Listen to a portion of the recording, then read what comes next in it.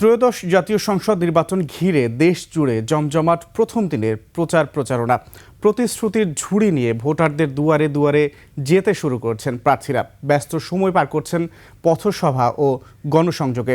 সারা দেশে নির্বাচনী প্রচারণা নিয়ে ডেস্ক রিপোর্ট।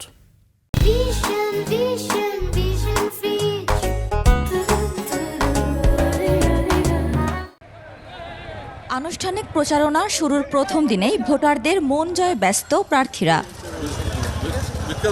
খুলনার ৬টি সংসদীয় আসনে উৎসবমুখর পরিবেশে প্রচারণা শুরু করেছেন প্রার্থীরা।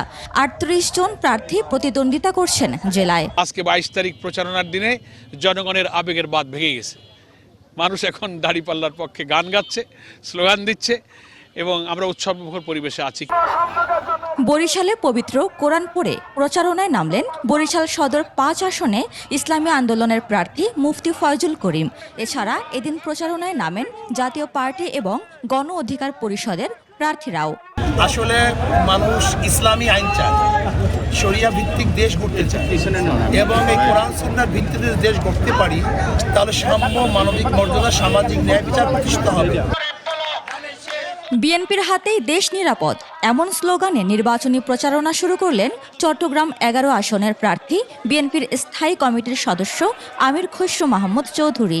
গত ১৭ বছরে যে ত্যাগ দেশনেত্রী বেগম খালেদা জিয়া থেকে শুরু করে তারেক রহমান এবং বিএনপির নেতাকর্মীদের ত্যাগ, তার প্রতিদান বাংলাদেশের মানুষ আজকে দিচ্ছে। তো আমরা দেখতে পাচ্ছি যেখানেই যাচ্ছি বাংলাদেশের মানুষ তার স্বীকৃতি দিচ্ছে।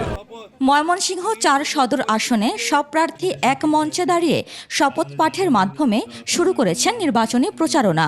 এতটুক বলা যায় যে অতীতে যেই রাজনীতি চলছে ৫৩-৫৪ বছরের রাজনীতি, ওটার পুনরাবৃত্তি হবে না। গোপালগঞ্জের টুঙ্গিপাড়ায় শেখ মুজিবুর রহমান ও গওহরডাঙ্গা মাদ্রাসার প্রতিষ্ঠাতা আল্লামা শামসুল হক ফরিদপুরের কবর জিয়ারতের মধ্য দিয়ে প্রচারণা শুরু করেছেন গোপালগঞ্জ ৩ আসনের স্বতন্ত্র প্রার্থী ও বিএনপি থেকে সদ্য বহিষ্কৃত অ্যাডভোকেট হাবিবুর রহমান।